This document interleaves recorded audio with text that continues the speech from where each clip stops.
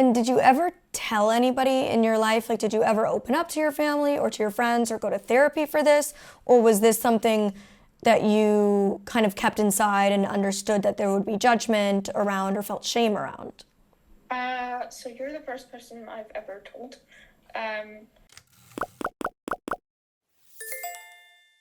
Today, I am going to be interviewing somebody who wanted to go blind, but chose not to. I don't know how to phrase that.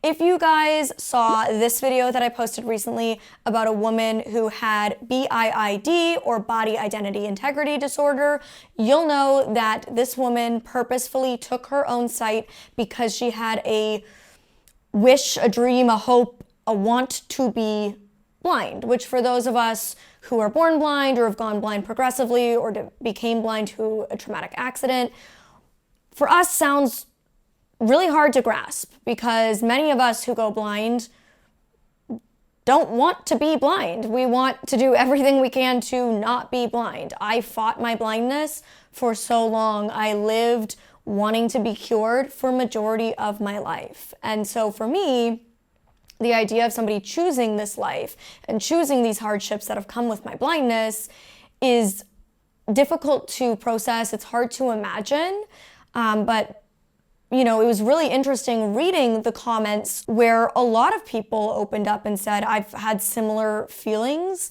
A lot of people who have autism were saying that they feel that because of almost like a body-brain disconnect, that it makes them feel so disconnected from certain parts of their body that they feel like it's not supposed to be there. So it was really, for lack of a better term, eye-opening for me reading those comments to see that actually there's a lot more people who felt that for different reasons than I was maybe aware of. I think it carries a lot of stigma and a lot of taboo, and it's difficult to open up and maybe admit that you have had those feelings.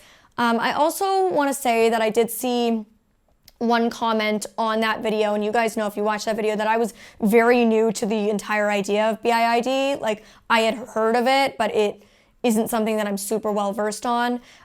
So I don't know if this is true or not, but I did see one comment from somebody who is a psychiatrist or a psychologist who did just mention that actually BIID is not technically a recognized diagnosis. I do not know if that's true or not, but I do just want to make that point that that is another thing that I had seen, that it's not like technically a formal diagnosis the way something like having bipolar or having clinical depression is a formally recognized diagnosis in psychiatry. Anyways, following that video, I did receive an email through my website from somebody who wants to remain anonymous, so I'm respecting their wishes. I will not be sharing their face or their name or identifying characteristics with you guys, but they said that they really resonated with that story because they, as a child, wanted to go blind, and they would be willing to have a conversation to answer some of my questions about that experience and to share with all of you to create further understanding. So I'm going into this as somebody who, frankly, like really doesn't understand and struggles to wrap my mind around it, but I'm really open-minded and I'm interested to have this conversation. So during this, you will hear their audio answering my questions, but you're only going to visually see me so that this person can remain anonymous. And I think our interview is like gonna happen in 3 minutes. So I've got to get my computer set up and we will just cut to the interview right here. Yes, can you hear me? Yes. Okay, great. Sorry, I train horses professionally, and sometimes that doesn't go to plan. No worries. I was tossed off 5 times today. Whoa. Oh my goodness. I hope you're okay. You're all right? Bruised ribs, but I'll be fine in 2 days. Oh my goodness. Wow. Very cavalier about that. That was the delay, the American healthcare system taking absolutely forever. Oh goodness, I'm so sorry. Wow. Have you ridden horses your whole life? So I started, my parents really didn't want me to, so they fought it for a while, but I had the pony fever very, very bad, so I ended up starting around freshman year of high school, and I'm now freshman year of college. Okay, are you I ready? think I started watching your channel like 10 years ago. Okay, so you've been around since almost the beginning, because I've been posting for 11 years. So if you've been watching for 10, you're a real OG. I was there for Gypsy, like the tail end of Gypsy. Yeah, when Gypsy just passed and I got Gallop. Yeah. I was so heartbroken about Gypsy, and I realized, like, never met the dog. Like, she probably never even entered my time zone, but just, like, watching your journey with her, and then, like, starting with Gallop, and then obviously, like, seeing Benny, and then also Elton John. Yeah. It's been absolutely amazing. It's been quite a journey on dog number 4, right, Els? He's laying at my feet right now. He's taking a nap. So I'd love to talk to you about your experience with BIID, and I appreciate you reaching out and being willing to open up, because obviously there's a certain level of taboo around it, and it's not really something that's like widely known or widely talked about. And for me, watching that initial video, it was like a very new topic to me, but from the comment section of my video, it seemed like feelings of wanting to be disabled in some capacity were actually quite common in my comment section. I saw a lot of people say that to some varying degree, they had that kind of feeling about a different part of their body. So I would love to know, in your case, when was the first time you remember feeling like you wanted to be blind, and what was that feeling like? I think I had like 3 like very clear reasons as to why I wanted it, like coming out of the gate. But I think my first one had to have been when I was like very, very young. I think it was like 7-ish. Just like looking back, and I think reason number 1, I think, was a lot of jealousy surrounding like being able to have a dog.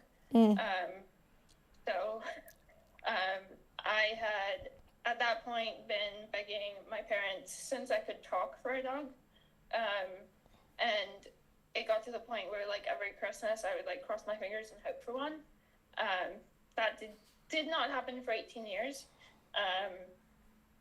But I thought, like, for sure my parents will give me a dog if, like, I'm blind and I need one for, like, a service dog, a guide dog. And I also, like, really wanted to, like, bring a dog everywhere. And then I think reason number 2 was I experienced a lot of visual trauma, and I thought that the only way that would go away is if I could no longer see. I witnessed something pretty traumatic when I was very, very young, I think around 7. And I think I really thought that the only way that the flashbacks and the nightmares of that could go away is if I stopped seeing. So I think that was a lot of it. And then also the community. I really wanted to be able to join the community because there wasn't a lot of people surrounding me, because a lot of them were scared of me because I had so much PTSD from seeing that. And a lot of my peers like wouldn't even approach me. So it's very multi-layered. It seems like part of it was a trauma response. Part of it was wanting like a sense of belonging and community.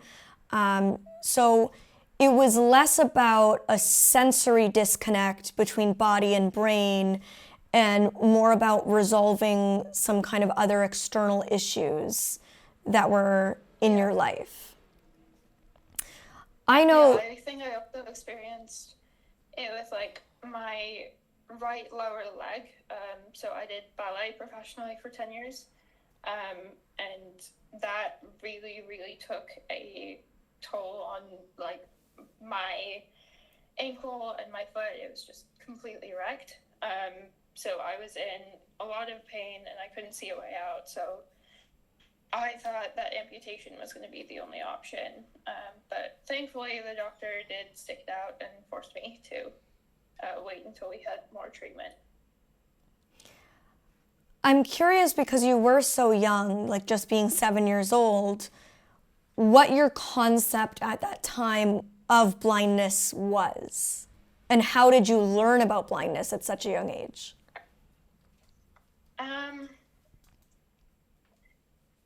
There were like 2 books that I read when I was a kid that I think are memorable. The first one was, it was just called Guide Dog. And then the second one was called Follow My Leader. And I think that it's really, really sad that neither of those books are available as audiobooks. Yes, welcome to the struggle side of blindness. And I think it's, for so many of us in the blind community, we go blind either in like traumatic accidents or progressively over time due to illness or from birth.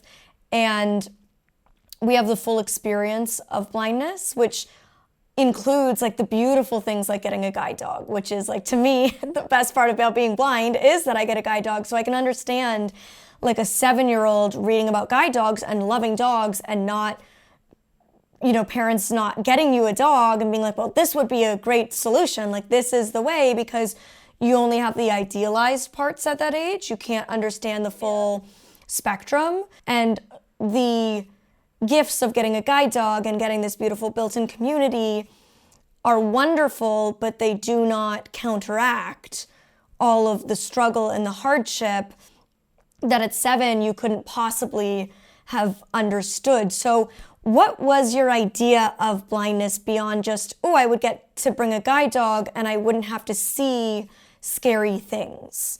Like, as you grew older, did you start to understand the full spectrum of the ways in which it might impact you? Yeah, and I think that's the reason I was able to overcome it, is because I saw, like, there's no such thing as a blind surgeon. Like, if I wanted to be a surgeon really badly, 'cause, like, wanting a dog and wanting a surgeon are, like, pretty much, wanting to be a surgeon are pretty much tied in my mind. So, like, I really want to be a surgeon. I want to be able to ride horses at 35 miles an hour over a course of jumps. And I realized that in the Paralympics last year, we did finally have a blind equestrian. She did dressage. So, like, there was hope for that. But also, like, my main 2 loves are being a surgeon and also being able to ride at that level. And both of those would have been impossible. And then also, I think something that really opened my eyes was actually, like, having a brain injury. And I lost my sight for a month due to that brain injury. And I feel like because of that, I was able to fully get over having those ideations of, like, being blind, because I got to experience how absolutely, like, hard it is. Like, going into a public bathroom was the bane of my existence. Yep, I agree. Bane of my existence still to this day is going into public bathrooms. Like, it's so hard because, like, you're like, I don't know what the layout is. It's so scary going in. And then you also have, like, you can't find the toilet paper. You can't find the flusher. Is it an automatic flusher? Do you have to hit the lever? Is it a pull thing?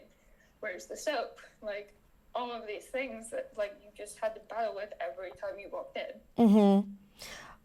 How long did these feelings of idealizing or ideating around being blind persist for you? So you remember it starting around 7, but how long did you have those feelings? I think I was 10 when, like, the vast majority of it went away, and then it was still, like, in the back of my mind until I was 14 and had the brain injury. And, like, I had not, like, a guide dog, but I had a dog who was in training to be a guide dog that they let me kind of borrow for a hot second, just while it was between owners, because I think the first user they assigned it to had some issues, and then like could not have a dog in her life anymore. And then he was kind of between homes, and they heard that I didn't have vision and wouldn't have vision for a while. So they let me use him, but at the same time, like, it doesn't solve it. Like, it doesn't solve the issue of being blind. When you had your brain injury at 14, what could you see and what couldn't you see? I had a complete disconnect between my occipital lobe and my prefrontal cortex. So I couldn't see anything. Okay, so you were totally that's blind. Like very hard to describe, but like it was nothing. So you were totally blind in both eyes for about a month-long period? Yeah, well, I guess, gray matter healed. What And it came back interventions? very slowly. Okay. What interventions did you have at that time to support you? Because presumably they didn't know how long you may be without vision or if it would come I back. had a good estimate. It would be a month to 3 months. I'm lucky I was at the lower end of that estimate. But they were looking at an MRI and they said, oh, like, thank God you're 14, you have enough neuroplasticity that eventually this will come back. And we can give you a rough estimate. And then as I continued to heal and they continued to see that progress on the MRI, they were able to give me like more of an estimate. And I think the last week is when it started coming back, which was really shocking. Like, it went from nothing to like, oh my God, I can see like light sources. And then it came back to colors and shapes and figures. And now I just have to wear glasses. During that time that you were blind, did you just go sighted guide everywhere? Did you use a cane? What was your experience like during that window of time? I had a dog for the 3rd week, and then the first 2 weeks I was primarily in the hospital. So it was mainly just like my phone and ChatGPT teaming up together to tell me what like objects were. Interesting. So you were 14 when that happened, and how old are you now? I'm 18 now. And now you're in your first year of college, Yes. and you are pursuing a medical degree. Yes. I hopefully want to do cardiac surgery, but second choice is ophthalmologic surgery. Does your childhood experience of wanting to be blind and then your brief experience with a brain injury and losing your vision play a role in wanting to be involved in medicine? I think absolutely. The coinciding rate of heart defects and kids being blind is really high, so I'm looking at, even if I choose to go the heart route, because I want to do pediatrics, I'm looking at 25% of my patient population being blind.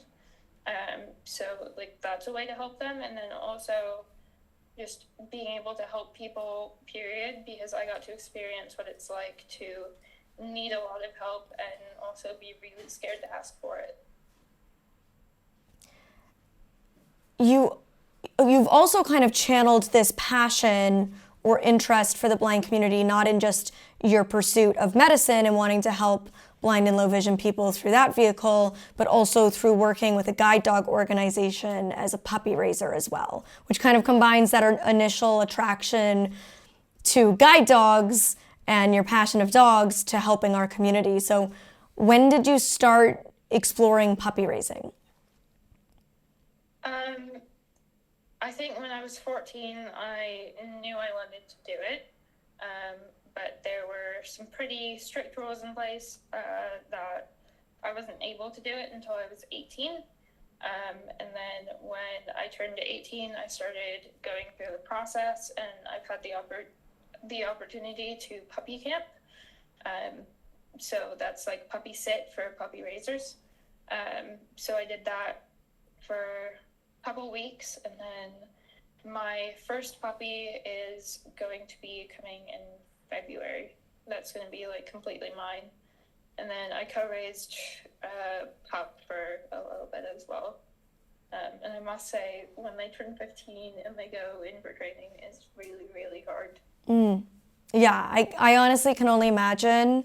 I'm so grateful to puppy raisers because I know it must be very difficult dealing with a puppy that you never get to see turn into a really well-behaved adult. You have the hardest time of like the nibbling and the chewing up and destroying toys and the peeing in the house and puppy getting through all of that puppy training, and then you have to say goodbye to this animal that you've grown emotionally attached to. So I really appreciate people who do it because I know it must be incredibly difficult, but I couldn't have dogs that are life-changing like Elton and Gallop and Benny and Gypsy without people who are willing to do that. So I'm always very appreciative, and it's interesting that you've been able to take your initial interest and passion in blindness and wanting to be blind yourself and turn it into wanting to help the blind community in other capacities. Do you find now at 18 that you ever still have those feelings or those thoughts of wanting to be blind, or are those intrusive thoughts completely gone at this point in your life?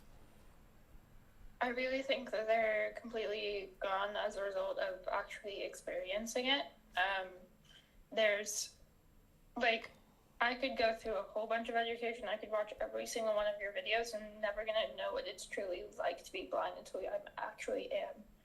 Because then you always have that, like, crutch of being able to just take off the blindfold or open your eyes. And I feel like for the people who are thinking about wanting to be blind, and it's really hard to describe, but I must say that it's not something that you want. Yeah, absolutely. It is. I agree. I'm curious though, because you had these kind of pervasive thoughts of wanting to be blind from 7 to 10 and then kind of remaining until that injury at 14. It's quite crazy that you happen to go temporarily blind after spending years of wanting to be blind. When you found out in the hospital that you had lost vision, was there any part of you that was like excited or satisfied by that idea? Or was it immediate like fear and anxiety and stress the way most of us would feel waking up from an injury and finding out that you're blind? There was some excitement and some satisfaction, but I can confidently say that that lasted no more than an hour, as I kind of realized, oh, this actually isn't what I thought it was going to be. And I'm glad that it was temporary and I had that experience, but at the same time, like, I really wouldn't wish it on my worst enemy. You're very fortunate that A, your accident was temporary, because many are not, and B, that you had that experience to completely remove that kind of like hope or dream in your mind of being blind, to give you that like reality of, oh, this is what it's like. Because, you know, cases like the one that I reacted to initially, where it's not reversible in her case. This is her life now forever, whether she's changed her mind or not. This is now her reality, and you kind of had this like taste that, as you said, just putting on a blindfold could never fully give you. When you're living it day in and day out for weeks at a time, you have that realization that, oh, this is the full extent of how this is going to impact my life, how I do things, my emotions, my social circumstances.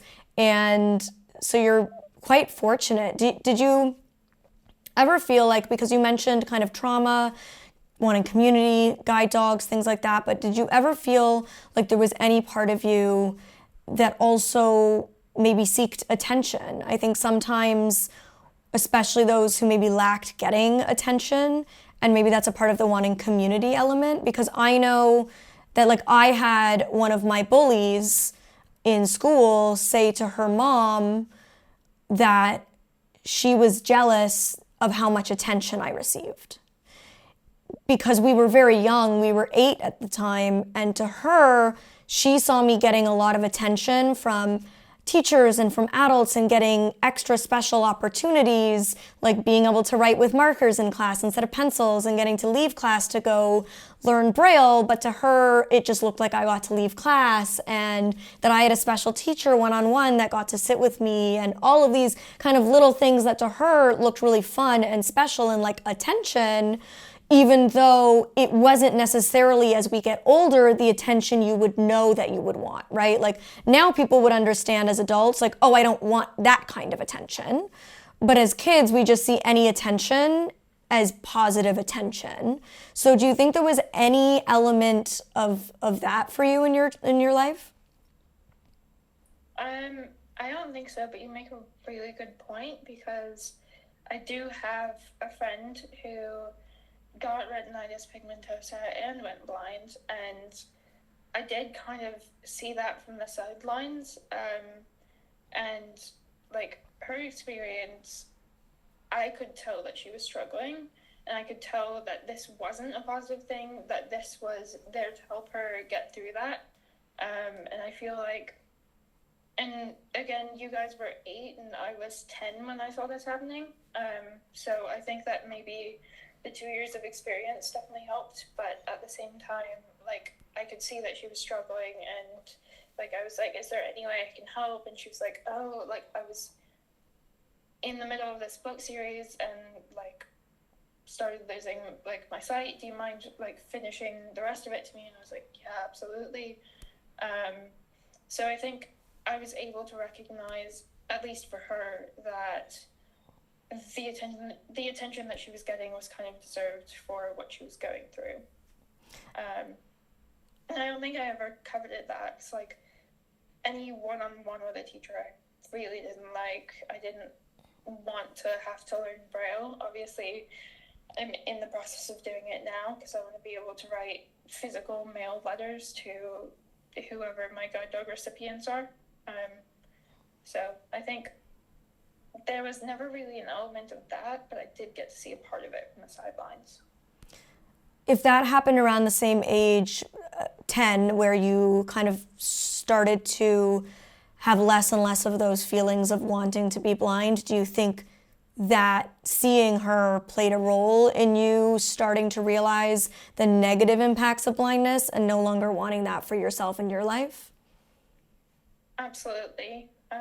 I think it's very easy for us to fantasize about something that isn't our reality, but seeing her go through it, seeing, like, I had 4 friends that all got retinitis pigmentosa, and I really think I'm cursed at this point, but just seeing all of them go through it and have their individual challenges, and, like they said, their public bathroom experience is not great, so I would always go with them and, like, show them where stuff is, and kind of help them out, but just seeing how much they were struggling definitely chipped away a massive part of me wanting it. When you were a child and you wanted to be blind, did you ever like close your eyes and walk around your house or put a blindfold on or do things like pick up, I remember like kids at school would pick up sticks in the schoolyard and like pretend to use it like a cane because I had my cane, so they were kind of like playing as if they had one. Did you ever do anything like that? I think as a kid, like, I would get into these sections of like the books I was reading, and I would kind of just see what it was like and then kind of realize, oh, that's not as great as I thought it was going to be. So like I would close my eyes and see if I could navigate around my house or see if I could navigate around my school, and I was wildly unsuccessful, but I did do some of it, and I think I realized, oh, this is a lot harder than I thought it was going to be. And did you ever tell anybody in your life, like did you ever open up to your family or to your friends or go to therapy for this? Or was this something that you kind of kept inside and understood that there would be judgment around or felt shame around? So you're the first person I've ever told. So I think seeing that video, and I kind of realized, oh wait, that sounds a lot like my childhood. But like, I think I was just scared to tell my parents because I thought that they would blame themselves because they were a massive reason of like why I didn't have a dog and why a lot of these things were happening. So yeah, you're the first person that I've told. What would you say to anybody watching this who has felt similar feelings, whether it's related to wanting to be blind or some other form of disability? What would be your message to them? I would say be very, very happy that you have a fully functioning body. And if, for instance, you want to go blind, maybe try to channel the feelings of wanting to be blind into helping the blind community. Or if you want an amputation, then channel those feelings of wanting an amputation to helping design prosthetics. So if you're in America, there's this program called Go Baby Go that can help you connect with STEM members in your society for middle and high school students to be able to design toy cars for mobility restricted kids. So like my middle school project was designing a car that a kid could control with his brain. That's so cool. Yeah, so really it's like exactly what you're doing, trying to channel that interest in that certain community into supporting them, not joining them and becoming one of them, because really when you're a part of supporting our community, you are in our community. You are involved, and maybe that's like enough of a connection or satisfaction to kind of fill that interest or that gap in your life that you might feel.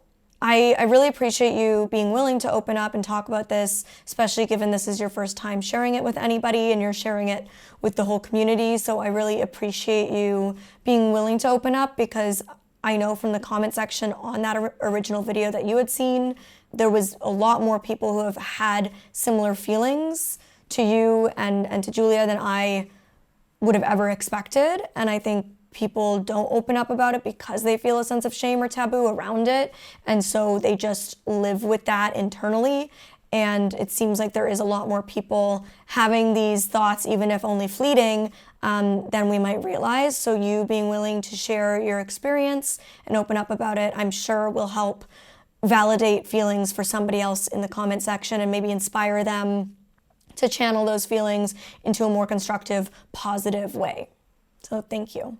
I think we can all agree that that was a very interesting conversation. I admittedly am still left with some questions. I have a lot of thoughts happening in my head right now, but I'm literally just jumping right off the call and wrapping this up. So I feel like I, even myself, need time to kind of like process everything we talked about. And I would love to hear everybody else's thoughts in the comment section about this conversation. What did you take away from it? And if any of you have shared similar feelings or experiences, would love to just have you share what you're willing to in the comment section so we can all continue to try to learn and understand. But yeah, thank you so much to this follower for being willing to share. Thank all of you for being willing to listen and to support my content, and to share your thoughts in the comment section below. And until next time, you can click over here to watch this video where I reacted to a doctor who got his own legs amputated and then started amputating his patients. He went to jail, so you can watch that, or you can click over here to watch a video of people who went blind from elective cosmetic procedures, including face filler. So check that out, and I'll see you next time. Bye.